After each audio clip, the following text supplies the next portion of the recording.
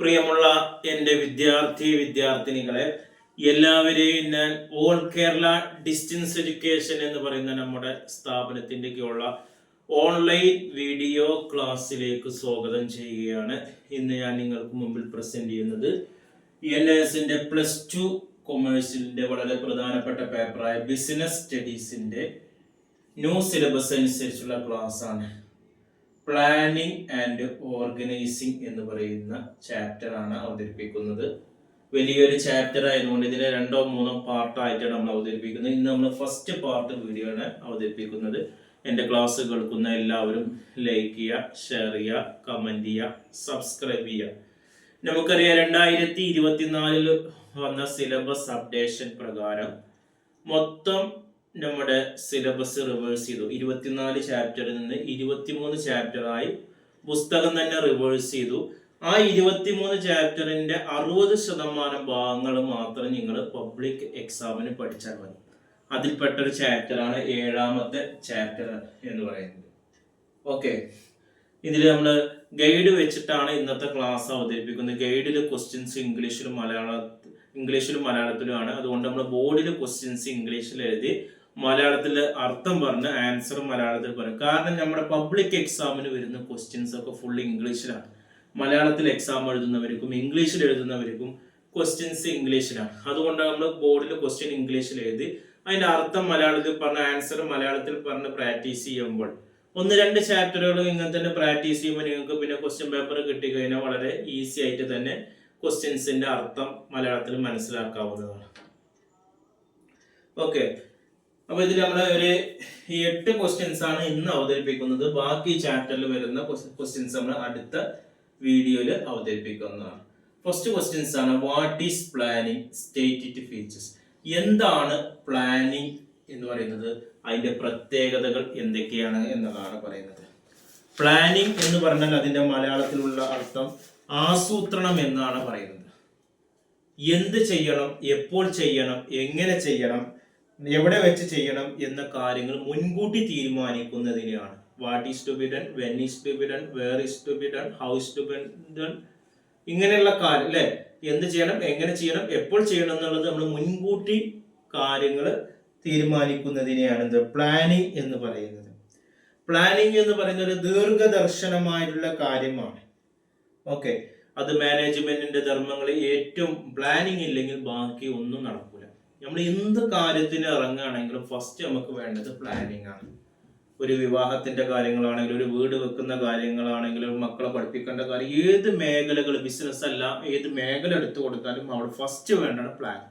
Planning ഇല്ലെങ്കിൽ മറ്റുള്ള ഒന്നും നടന്നിട്ട് കാര്യമില്ല. ഇതുപോലെ തന്നെയാണ് മാനേജ്മെന്റ് ധർമ്മങ്ങൾ ഏറ്റവും പ്രധാനപ്പെട്ട പ്ലാനിങ് ഇല്ലാതെ ബാക്കിയുള്ള മറ്റ് ധർമ്മങ്ങൾ നമുക്ക് നിർവഹിക്കാൻ പ്രയാസമാണ് എന്നതാണ് പറയുന്നത്.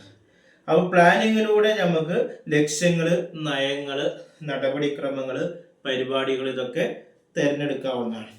ഇനി ഇത് തന്നെ ഒരു സബ് ക്വസ്റ്റ്യൻസ് ഉണ്ട്. What are the features of planning, പ്ലാനിങ്ങിന്റെ പ്രത്യേകതകൾ എന്തെല്ലാമാണ്. പ്ലാനിങ് എന്ന് പറയുന്നത് ലക്ഷ്യോത്മകമാണ്. നമ്മൾ എന്ത് പ്ലാൻ ചെയ്യുമ്പോൾ അതിനൊരു ലക്ഷ്യമുണ്ട് അല്ലെ. ഒരു സ്ഥാപനത്തിൽ നമ്മൾ ആളുകളെ വെച്ച് പ്രൊഡക്ഷൻ നടത്തുമ്പോൾ എന്ത് കാര്യം പ്ലാൻ ചെയ്യുമ്പോൾ ചിലപ്പോൾ അവിടെ ലാഭം ഉണ്ടാക്കണം, അല്ലെങ്കിൽ സ്ഥാപനത്തിന് നല്ല പേര് വേണം, നല്ല മത്സരമാക്കണം, മറ്റുള്ള സ്ഥാപനം വെട്ടിച്ചു കളഞ്ഞ് മുന്നേറണം, ഇങ്ങനെ എന്തെങ്കിലും ഒരു ലക്ഷ്യമുണ്ട്. അപ്പൊ ഏത് പ്ലാൻ ചെയ്യുകയാണെങ്കിൽ അതിന് ലക്ഷ്യം ഉണ്ടാവും. രണ്ടാമത്തേത് എന്ന് പറഞ്ഞാൽ പ്ലാനിങ്ങിന്റെ പ്രാഥമികം. മാനേജ്മെന്റിന്റെ 1ാമത്തെ ധർമ്മമാണ് പ്ലാനിങ്. മറ്റ് മാനേജ്മെന്റ് ധർമ്മങ്ങളെ െല്ലാം ആധാരം എന്ത് തന്നെ പ്ലാനിങ്. പ്ലാനിങ് ഇല്ലെങ്കിൽ മറ്റുള്ള മാനേജ്മെന്റ് ധർമ്മങ്ങൾ പെർഫോം ചെയ്യാൻ കഴിയില്ല. 3, ഭാവി അനിശ്ചിതമായ, ഫ്യൂച്ചർ അൺസർട്ടൻ ആയി കഴിഞ്ഞാൽ ഭാവിയിലെ സ്ഥിതിഗതികൾ വിചാരിച്ച പോലെ വരുന്നില്ല. അതുകൊണ്ട് ചിലപ്പോൾ നമ്മൾ ചെയ്ത പ്ലാനിങ് ഒക്കെ മാറ്റങ്ങൾ വരാമെന്നുള്ളതാണ്. പിന്നെ പ്ലാനിങ് എന്ന് പറയുന്നത് ഒരു അനുസൃത പ്രക്രിയയാണ്, തെരഞ്ഞെടുക്കപ്പെട്ട പ്രക്രിയയാണ് എന്നുള്ളതാണ് പ്ലാനിങ്ങിന്റെ പ്രത്യേകതകളായി വരുന്നത്. രണ്ടാമത്തെ ചോദ്യമാണ്, explain different types of planning. ഏതൊക്കെയാണ് വ്യത്യസ്ത തരത്തിലുള്ള പ്ലാനുകൾ ഏതൊക്കെയാണെന്നുള്ളതാണ്. അതിൽ നമുക്ക് കോർപ്പറേറ്റ് പ്ലാനുകളുണ്ട്, ഫങ്ഷണൽ പ്ലാനുകളുണ്ട്, ഫോർമൽ പ്ലാൻ ഉണ്ട്, ഇൻഫോർമൽ പ്ലാൻ. ഈ കോർപ്പറേറ്റ് പ്ലാനിങ് ആണ് മാനേജ്മെന്റിന്റെ ഉന്നത തലങ്ങളിൽ നടത്തുന്ന പ്ലാനിങ് ആണ് കോർപ്പറേറ്റ് പ്ലാനിങ് എന്ന് പറയുന്നത്. സംഘടനയിലെ ഏതെങ്കിലും ഒരു പ്രവർത്തന മേഖല സംബന്ധിച്ച പ്ലാനിങ് ആണ് ഫങ്ഷണൽ പ്ലാനിങ് എന്ന് പറയുന്നത്. ഇപ്പൊ മാർക്കറ്റിംഗ് പ്ലാനൊക്കെ. പിന്നെ ഫോർമൽ ഔപചാരികമായ പ്ലാനിംഗ് ഉണ്ട്, ഇൻഫോർമൽ അനൗപചാരിക ഉണ്ട്. ഒരു പ്ലാനിങ് രേഖാമൂലമാകുമ്പോൾ അത് ഔപചാരികരമായിട്ടുള്ള പ്ലാനിങ്. രേഖാമൂലമുള്ള പ്ലാനിങ് ആണ് ഫോർമൽ ആണ്. മാനേജർ അതാത് സമയം ആലോചിച്ച് ആവിഷ്കരിക്കുന്നതും രേഖാമൂലമല്ലാത്തതുമായ പ്ലാനിങ്ങിനെയാണ് ഇൻഫോർമൽ എന്നാണ്. രേഖ അല്ലാത്ത രീതിയിൽ നമ്മൾ കാര്യങ്ങൾ പ്ലാൻ ചെയ്യുന്നതാണ് ഇൻഫോർമൽ പ്ലാനിങ് എന്ന പേരിൽ അറിയുന്നത്. മൂന്നാമത് state different steps of planning process. Planning പ്രോസസ്സിന്റെ വ്യത്യസ്ത സ്റ്റെപ്സുകൾ എന്തൊക്കെയാണ് എന്നുള്ളതിനെ കുറിച്ചിട്ടാണ് വരുന്നത്. ചിലപ്പോൾ 4 മാർക്കിന് ക്വസ്റ്റ്യൻസ് ആയിട്ട് ചോദിക്കും, അല്ലെങ്കിൽ 5 മാർക്കിനൊക്കെ നമുക്ക് ചോദിക്കാൻ പറ്റുന്ന രീതിയിലുള്ള ക്വസ്റ്റ്യൻസ് ആണ്. ഒന്നെന്ന് പറയുന്നത് സെറ്റിംഗ് ദി ഒബ്ജക്റ്റീവ് ആണ്, ലക്ഷ്യങ്ങൾ ക്രമീകരിക്കാൻ. പ്ലാനിങ്ങിന്റെ പ്രക്രിയയിൽ ഒന്നാമത് സെറ്റ് ലക്ഷ്യങ്ങൾ ക്രമീകരിക്കാൻ. ആസൂത്രണ പ്രക്രിയയിലെ ഒരു പ്രാഥമിക ഘട്ടമാണ്. ഇവിടെ ഒരു സ്ഥാപനത്തിന്റെ ലക്ഷ്യമാണ് വ്യക്തമാക്കുക. അതായത് ഒരു ഓർഗനൈസേഷൻ നേടാൻ ആഗ്രഹിക്കുന്ന ആസൂത്രണ പ്രക്രിയ ആരംഭിക്കുന്നത് ലക്ഷ്യങ്ങളുടെ ക്രമീകരണത്തിലാണ്. ലക്ഷ്യങ്ങൾ നിർദ്ദിഷ്ടവും യൂണിറ്റുകളുടെ അടിസ്ഥാനത്തിൽ അളക്കാവുന്നതാണ്. രണ്ടാമത് പറഞ്ഞാൽ ഡെവലപ്പിംഗ് പ്ലാനിംഗ് പ്രിമൈസസ് ആണ്. ആസൂത്രണം അടിസ്ഥാനപരമായി ഭാവിയിൽ ശ്രദ്ധ കേന്ദ്രീകരിച്ചിരിക്കുന്നു.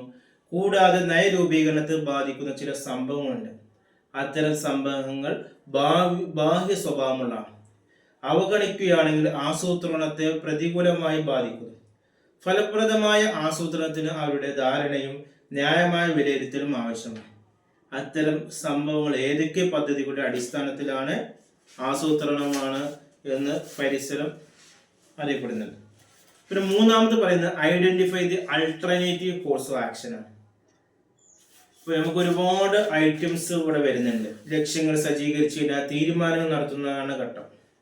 നമുക്ക് ഒരുപാട് മുമ്പിൽ നമുക്ക് ഒരുപാട് ചോയ്സ് ഉണ്ട്. അതിൽ ഏതാണ് നമുക്ക് സെലക്ട് ചെയ്യാൻ പറ്റിയ ചോയ്സ് എന്നുള്ളത് നമ്മൾ ഐഡന്റിഫൈ ചെയ്യണം. പിന്നെ ഇവാലുവേറ്റിംഗ്, നമ്മൾ സെലക്ട് ചെയ്ത് ഐഡന്റിഫൈ ചെയ്താൽ മാത്രം പോരാ, അത് ഇവാലുവേറ്റ് ചെയ്യണം, വിലയിരുത്തണം. ഈ ഘട്ടത്തിൽ കൈവരിക്കേണ്ട ലക്ഷ്യങ്ങളുടെ വെളിച്ചത്തിൽ ഓരോ പ്ലാനിന്റെയും ഓരോ ബദലിന്റെയും പോസിറ്റീവ് നെഗറ്റീവ് വശങ്ങൾ വിലയിരുത്തണമെന്ന്. നമ്മൾ തിരഞ്ഞെടുക്കുന്നതിന് എന്തൊക്കെ പോസിറ്റീവ് ഉണ്ട്, നെഗറ്റീവ് ഉണ്ട് എന്നുള്ളതിനൊക്കെ നമ്മൾ വിലയിരുത്തണം, അതിന്റെ അപകട സാധ്യതയൊക്കെ. പിന്നെ സെലക്ട് ദി ബെസ്റ്റ് ആൾട്ടർനേറ്റീവ്, ഒരു മികച്ച ബദൽ തിരഞ്ഞെടുക്കുക. ഏറ്റവും ലാഭകരവും പ്ലാനും കുറഞ്ഞ നെഗറ്റീവ് ഇഫക്റ്റുകളും ഉള്ള മികച്ച പ്ലാൻ സ്വീകരിച്ച് നടപ്പിലാക്കും. അത്തരം സാഹചര്യങ്ങളിൽ മികച്ച ബദൽ തിരഞ്ഞെടുക്കുന്നതിൽ മാനേജറുടെ അനുഭവവും കഴിവും ഒരു പ്രധാന പങ്ക് വഹിക്കുന്നുണ്ട്. 6 പറയുന്നത് ഇംപ്ലിമെന്റേഷൻ ഓഫ് പ്ലാനിംഗ് ആണ്, പദ്ധതി നടപ്പിലാക്കാണ്. മറ്റ് മാനേജീരിയൽ പ്രവർത്തനങ്ങൾ കടന്നു വരുന്ന കാലഘട്ടമാണ്. ഈ ഘട്ടത്തിൽ പദ്ധതികൾ പ്രവർത്തനക്ഷമമാക്കുന്നതിന് മാനേജർമാർ ജീവനക്കാരുമായി വ്യക്തമായ ആശയവിനിമയം നടത്തുന്നുണ്ട്. ഈ ഘട്ടത്തിൽ വിഭവങ്ങൾ അനുവദിക്കുക, അധ്വാനത്തിനായി സംഘടിപ്പിക്കുക, യന്ത്രങ്ങൾ വാങ്ങുന്നതൊക്കെ വരും. പിന്നെ അടുത്ത പ്ലാനിംഗ് പ്രോസസ്സാണ് ഫോളോ അപ്പ് പ്രവർത്തനം. ആസൂത്രണം നിരന്തരം നിരീക്ഷിക്കുന്നതും കൃത്യമായ ഇടവേളകളിൽ ഫീഡ്ബാക്ക് എടുക്കുന്നതും ഫോളോ അപ്പ് എന്ന് വിളിക്കുന്നു.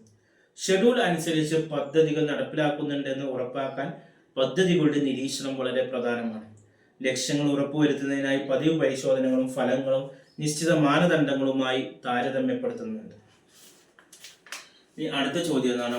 State the limitation of planning. പ്ലാനിങ്ങിന്റെ പരിമിതികൾ എന്തൊക്കെയാണ്? ഒരു ബിസിനസ് സ്ഥാപനത്തിന് പ്ലാനിംഗ് വളരെ പ്രയോജനകരമാണ് എന്ന് സംശയമില്ല. എന്നാൽ വെറൊരു പ്ലാനിംഗ് വിജയത്തിന് ഉറപ്പ് നൽകില്ല. പ്ലാനിങ്ങിന് ചില പരിമിതി ഉണ്ട്. ഒന്ന് അയവില്ലായ്മയാണ്. നയങ്ങൾ, നടപടിക്രമങ്ങൾ, പരിപാടികൾ എന്നിവയെല്ലാം മുൻകൂട്ടി തീരുമാനിക്കലാണ് പ്ലാനിംഗ്. ജീവനക്കാർ ഇതെല്ലാം തെറ്റിക്കാതെ പാലിക്കണം. വ്യക്തിയുടെ സാമർത്ഥ്യം, മുൻകൈ എന്നിവയ്ക്കെല്ലാം ഇത് തടസ്സമാണ്. 2 തന്നെ വിശ്വസനീയമായ വിവരങ്ങളുടെ കുറവാണ്. പ്ലാനിങ്ങിന്റെ വിജയം ശരിയായ സ്ഥിതി വരെ കണക്കുകളെ ആശ്രയിച്ചിരിക്കുന്നു. 3 തന്നെ ചിലവേറിയാണ്. ഇത് ചിലവേറിയ ഒരു പ്രക്രിയയാണ്. വിവരങ്ങൾ, വസ്തുക്കൾ, ബദലുകൾ എന്നിവയെ പറ്റി വിവരങ്ങൾ ശേഖരിച്ച് വിശകലനം ചെയ്ത് വിലയിരുത്തണം. ഇതിനെല്ലാം വിദഗ്ധരായ ആളുകളെ നിയമിക്കണം. പിന്നെ പരിമിതമായ ബാധ്യതയാണ്. സ്ഥിതിഗതികൾ അതിവേഗം മാറുന്ന സ്ഥാപനങ്ങളിൽ പ്ലാനിങ്ങിനുള്ള സാധ്യത പരിമിതമാണ്. അടുത്ത മാറ്റത്തോടുള്ള ചെറുക്കലാണ്. മിക്ക ആളുകളും മാറ്റങ്ങളെ ഇഷ്ടപ്പെടുന്നില്ല. പുതിയ ആശയങ്ങളോടുള്ള എതിർ മനോഭാവം പ്ലാനിങ്ങിന്റെ ഒരു പരിമിതിയായിട്ട് വരുന്നുള്ളതാണ്. അടുത്ത ചോദ്യമാണ് what is mean by planning premises. എന്താണ് പ്ലാനിംഗ് പ്രിമൈസസ് എന്ന് പറഞ്ഞാൽ എന്തൊക്കെയാണ്?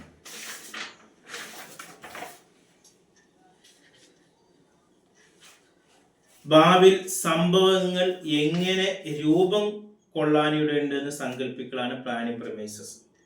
ഭാവിയിൽ സംഭവങ്ങൾ എങ്ങനെ രൂപം കൊള്ളാനിടയുണ്ടെന്ന് സങ്കല്പിക്കാണ് പ്ലാനിങ് പ്രമൈസസ്. ഈ സങ്കല്പമാണ് പ്ലാനിങ്ങിന് ആധാരം. പ്ലാനിങ് സങ്കല്പങ്ങൾ ചിട്ടയോടെ തയ്യാറാക്കപ്പെട്ട പ്രവചനങ്ങളെ ആധാരമാക്കുള്ളതായാലേ പ്ലാൻ ഫലപ്രദമാകും. ഭാവിയിൽ എത്രത്തോളം ആദാനം ഡിമാൻഡ് വരും, ഇടപാടുകാരുടെ അഭിരുചികളോ ഇഷ്ടങ്ങളോ എന്താണ്, വിപണിയിൽ എത്രത്തോളം മത്സരം ഉണ്ടാവും തുടങ്ങിയ പ്രവചനത്തിന്റെ അടിസ്ഥാനത്തിൽ കണക്കാക്കാം. പ്ലാനിങ് സങ്കല്പങ്ങൾ ആന്തരികവും ബാഹ്യവുമായ നിയന്ത്രണ വിധേയവും നിയന്ത്രണമല്ലാത്തതും ആകാം എന്നുള്ളതാണ് പറയുന്നത്. അടുത്ത ചോദ്യമാണ് difference between external and internal planning premises എന്നാണ് അടുത്ത ക്വസ്റ്റ്യൻസ് വരുന്നത്. ആന്തരികവും ബാഹ്യപരമായ പ്ലാനിങ് സങ്കല്പങ്ങൾ താരതമ്യം ചെയ്യാം. പ്ലാനിങ് സങ്കല്പങ്ങൾ ആന്തരികവും ബാഹ്യവുമാണ്. മാർക്കറ്റ് ഡിമാൻഡ്, സ്ഥാപനത്തിന്റെ നിലവിലുള്ള നയപടി പരിപാടികൾ, മൂലധന നിക്ഷേപങ്ങൾ, മാനേജ്മെന്റ് തത്വശാസ്ത്രം തുടങ്ങിയവ ആന്തരിക സങ്കല്പത്തിൽ പെടുന്നു. സ്ഥാപനത്തിലെ ജീവനക്കാരുടെ കഴിവും ശേഷിയും ഒരു പ്രധാന ആന്തരിക സങ്കല്പമാണ്. ബിസിനസിന്റെ ബാഹ്യ സാഹചര്യങ്ങളിൽ നിന്ന് ഉത്ഭവിക്കുന്നതാണ് ബാഹ്യമായ പ്ലാനിങ് സങ്കല്പങ്ങൾ. രാഷ്ട്രീയം, സാമൂഹികം, സാമ്പത്തികം, സാങ്കേതികം എന്നീ ശക്തികളെല്ലാം ബാഹ്യ സാഹചര്യങ്ങളിൽ പെടുന്നുണ്ടെന്നതാണ്. അടുത്ത ചോദ്യമാണ് why rule should be considered as a plan. നിയമങ്ങളെ അല്ലെങ്കിൽ ചട്ടങ്ങളെ പ്ലാനുകളായി പരിഗണിക്കുന്നത് എങ്ങനെ? ഒരു നിശ്ചിത സാഹചര്യത്തിൽ എന്ത് ചെയ്യണമെന്നും എന്ത് ചെയ്യരുതെന്നും നിശ്ചയിക്കുന്ന അയവില്ലാത്ത പദ്ധതികളാണ് നിയമം. അവയുടെ വിവേചനത്തിന് സ്ഥാനമില്ല.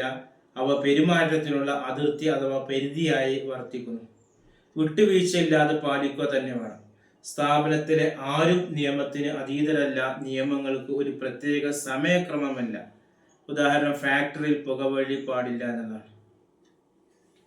അടുത്ത ചോദ്യമാണ് write short notes on procedure. നടപടിക്രമങ്ങളെ കുറിച്ച് വിവരിക്കാനാണ്. ആവർത്തിച്ചു വരുന്ന ബിസിനസ് പ്രവർത്തനങ്ങൾ ഒരേ രീതിയിലും അനുസൃതമായും കൈകാര്യം ചെയ്യുന്നതിനുള്ള ആസൂത്രിതമായ പ്രവർത്തന പരമ്പരയാണ് നടപടിക്രമം. ഓർഡറുകൾ നൽകൽ, സാധനങ്ങൾ കയറ്റി അയക്കൽ, ക്ലെയിമുകൾ കൈകാര്യം ചെയ്യൽ, പണം ശേഖരിക്കൽ, ജീവനക്കാരെ നിയമിക്കൽ തുടങ്ങിയവയെല്ലാം സുസ്ഥാപിക നടപടിക്രമങ്ങളിൽ വരും. ഓക്കെ, ഇത്രയാണ് വരുന്നത്.